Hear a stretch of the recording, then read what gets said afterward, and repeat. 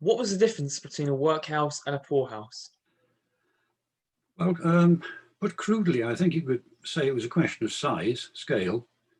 The poorhouse dated right back from the 1600s, Elizabeth's time, and were largely parish facilities to look after those who were disabled, sick, or just too old to look after themselves.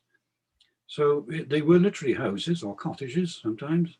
Here in the towns, they may well be a terraced house that the parish had bought and were looking after people in them.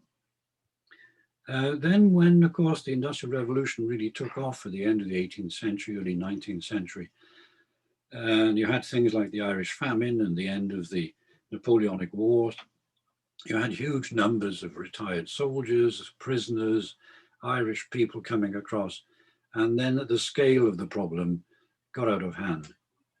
And the process basically was then industrialized. You know, each parish couldn't afford to build enough housing or buy enough housing for these destitute people.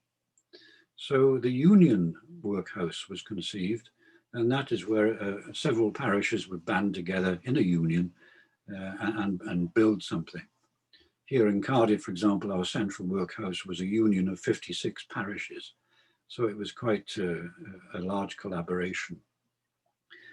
Eventually, as time went on, and the problem of the cost of these buildings and organizations grew and grew and grew, then something had to be done. And the workhouse became a place literally of work.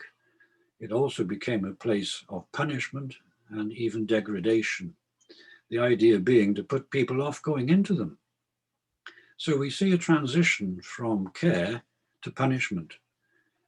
Luckily, by the end of the 19th century, it had swung back to care again.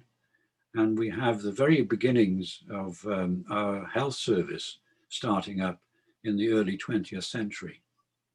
It may be surprising to hear that the workhouses were not scrapped until 1939.